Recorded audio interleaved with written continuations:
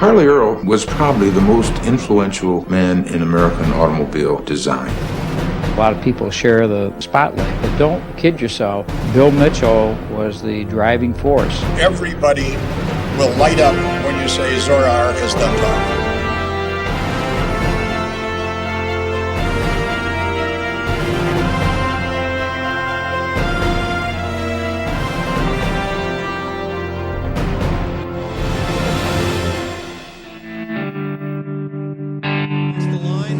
Checkered flag will wave. The 39th edition of the Rolex 24 at Daytona is all Corvette. And really the fun's just begun. We're very excited. The team has worked very, very hard for this. This is the culmination of a 3-year program. This is a great team and very representative of everything that the brand Chevrolet and Corvette stands for. We're one of the winningest teams in the history of the 24 Hours of Le Mans.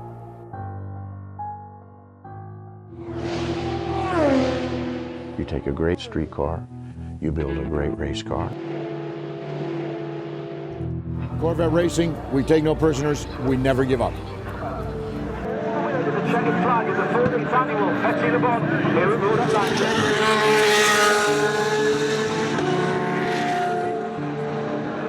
If there was ever someone who was born to do a job, it would be hard to find a better example than our first inductee into the 2020 Corvette Hall of Fame, Mr. Doug Fehan. His earliest memories go back to War Memorial Stadium in Buffalo, New York, when his dad and his uncles would take him to see the jalopy races. He was just 4 years old, but recalls it all vividly. I remember it as if it was yesterday, sitting in the stands. And it had a huge impact on me, to the point where I had my favorite car, Burgundy number 11, driven by Larry Marks. I've never forgotten that. Later, they would relocate to Michigan, where his grandfather owned a dealership just north of Detroit. His dad would open a body shop there too. And right there in Motor City, Doug and his brother became immersed in the world of racing. We started going out to Waterford Hills, which was a small 1.5-mile track in a suburb north of Detroit. And as a kid growing up, it had a huge, huge impact to be part of something like that, something so exciting, so visceral. And it left its mark. And then we moved forward, and I, along with a fellow that worked with my dad, decided we were going to build a USAC Grand National stock car in the late 60s. So 1967, 68, and 69, we campaigned that car for 3 years on the USAC Grand National circuit. I have a younger brother who grew up watching all this, and he didn't like stock car racing. He wasn't big into the roundy round thing. He liked road racing, which he had become associated with our visits to Waterford Hills. So he and I went together and we bought a Cosworth Vega and took it out to Waterford. He drove. I pretty much wrenched down the car along with him and a couple of buddies. He was good. He set track records, won races, won championships out there. None of that went unnoticed because this club was the place where all the executives would also race on weekends. And so they were watching what we were doing.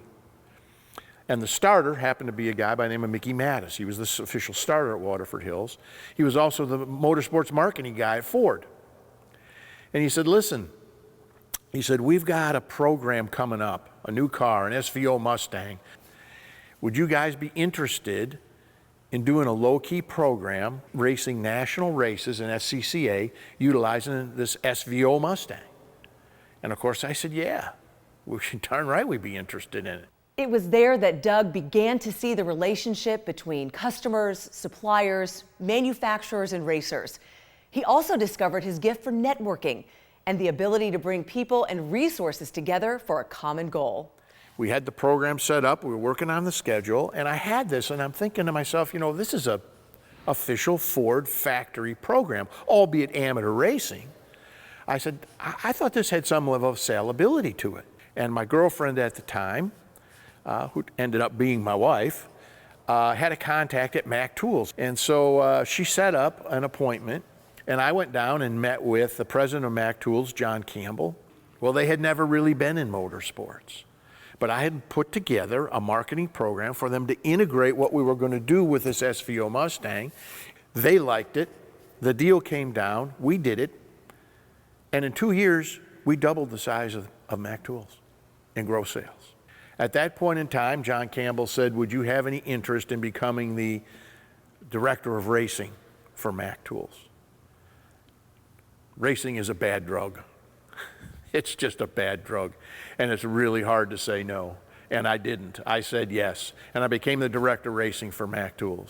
Leadership changes at Mack Tools would end Doug's association there, but fortunately for Corvette racing history, he would cross paths with Herb Fischel, executive director of GM Racing.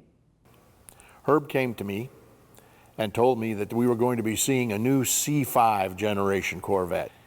Asked if I would put together a program that we think we could sell to upper management where we would race the Corvette on a global basis. Our ultimate goal, go to Le Mans. Talked to Herb Fischel, who had the dream, God bless him, for us to race at Le Mans, for GM to race at Le Mans with Corvette.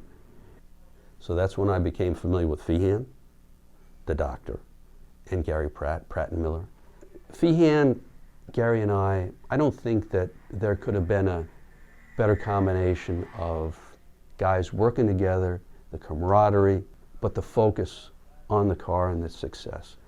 Gary does the technical, Fehan handled the drivers and the technical, I did the sponsors and the marketing, and so that's how we broke it down, but we all worked together.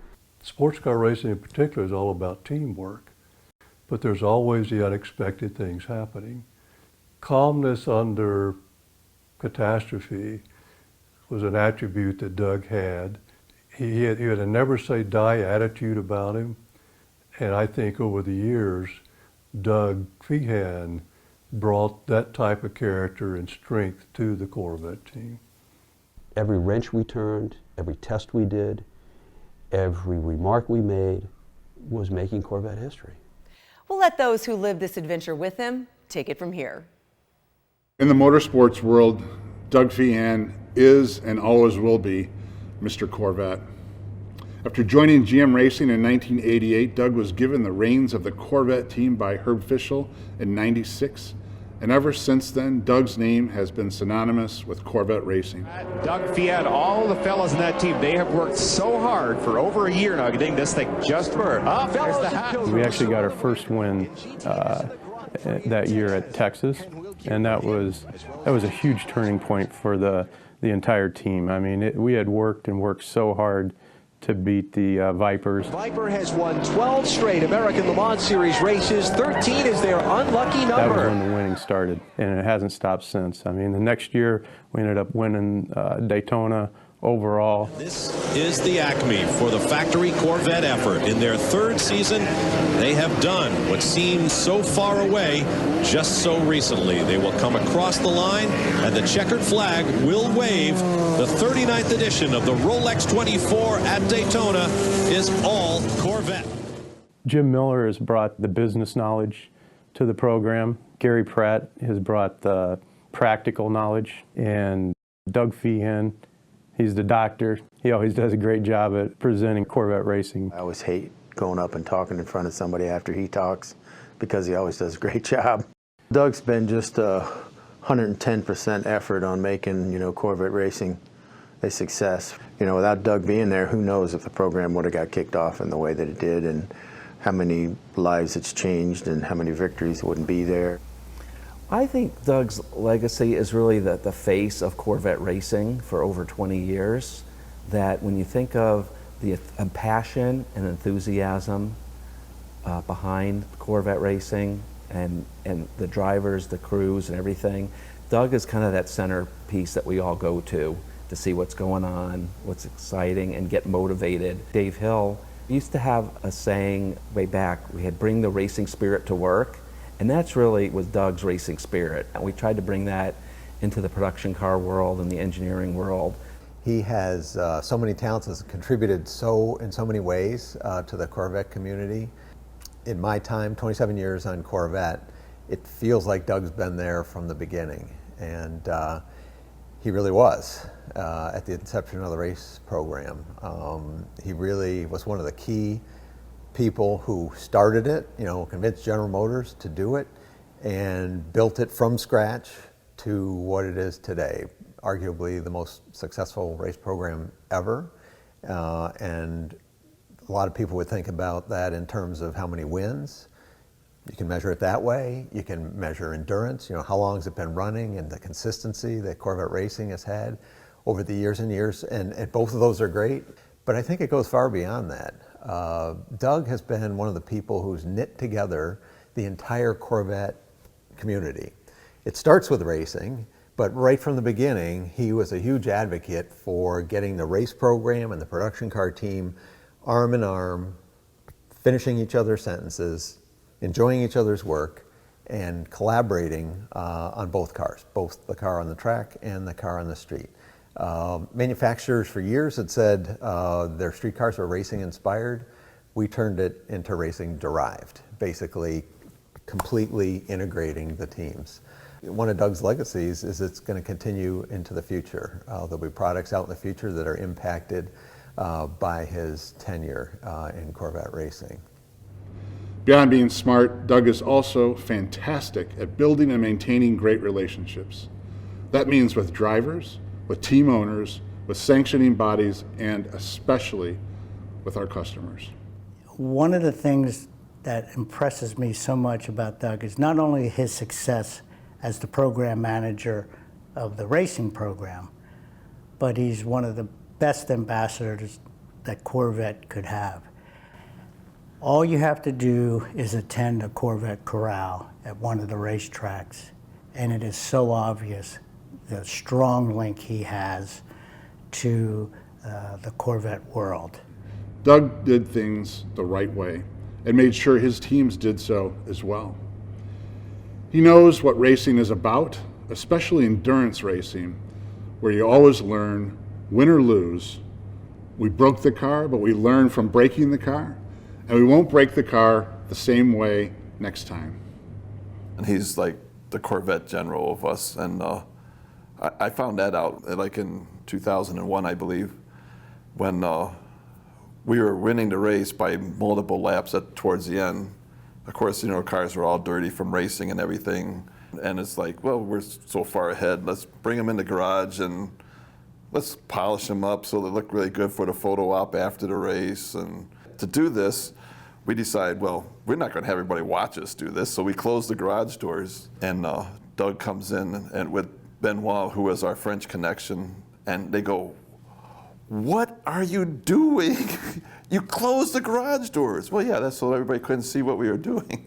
No, you closed the garage doors. That means you're out of the race, you quit, you give up, and you surrender, and you've never been here. So in Doug's multiple talents of being able to suave anybody over anything, he runs up with Benoit to the FIA, and I don't know what he said, but they all come back down and say, okay, we're giving you, this is your one free pass, and you can thank Doug for that. And if that had not happened, we would have lost the race our first race at Le Mans. And this is just typical Doug behind the scenes. Corvette's success in motor racing, at Le Mans in particular, is largely thanks to Doug's personality. He gets involved, rallies around, he's considerate, precise, methodical, gritty, relentless, brilliant, and enthusiastic. Doug brings his American outlook to Le Mans, he nurtures the American fighting spirit, he is an ardent defender of GT cars and GT racing, and he always sees an obstacle as an opportunity to learn. Doug being on that team, seeing Doug under the tent, seemed to just give us an edge. You knew that with Fehan there, it was just, we could do anything. And as drivers, you just knew you had to do your best because nothing else was acceptable. And if you did your best, your dad, Doug, would have your back. And it was just such a special place to be when you've got Fehan there under the team and running it. It was just, it puts a different light on it. And I've never experienced that kind of camaraderie, that kind of special relationship, and that kind of wonderful environment. Because factory teams can be pretty tough sometimes. But with Doug there, it was just such a wonderful place to be. But some of the absolute best memories of my racing career. Doug put the effort in to make all of this stuff happen to get that first car, to get to Texas, to get to California, all those obstacles that were given to him, and he made it happen. And 20-some years of Corvette racing would not have ever happened without Doug Fehan. You know, you could replace me and you can replace anybody else, but Doug, at the beginning, made it all happen. You know, a couple of instances that I can remember in my time with Doug. First was the first time that I had ever been to Le Mans. I just couldn't believe that I was there, number one. It was always a dream of mine. But also to win that and be invited at that time to stand on the podium with Doug, the drivers, and the whole team was incredibly special. We carried that trophy back through the crowd. I'll never forget that. The other one that stands out in my mind, and I think it probably does for Doug too, was the famous Let Them Race, which was the 1-2 finish at the 24 Hours of Daytona in 2016. The two cars were so close and so evenly matched from the performance standpoint, from the driver standpoint, from the strategy standpoint, which were actually different strategies, but ended up at the end being so close. And when we all stood in the pit area for that race, and Doug said, we have got to let them race, we let them race. And boy, what a finish, an unbelievable finish. With only 20 minutes remaining, the war is being contested between Gavin and Garcia in the two Corvettes. And out of the banking, here we go. This is GT Le Mans at its finest. These two Corvettes side by side at the line. It is Gavin and Corvette number 4 winning at Daytona by what, 3-4 feet over the team car of Antonio Garcia, 34 1/1000ths of a second. As Corvette goes 1-2 here at Daytona. Look at that margin of victory. During those 25 years, Doug's teams won 113 races, 14 team championships, and 13 manufacturers' drivers' titles. And I'm proud and pleased that Doug is being inducted into the Corvette Hall of Fame because I can't think of anyone who deserves it more.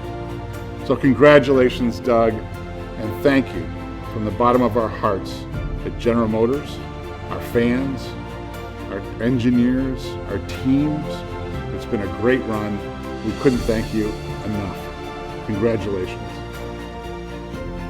For his role in getting Corvette racing started and being its voice, its personality, its promoter, and for letting all of us be a part of the team.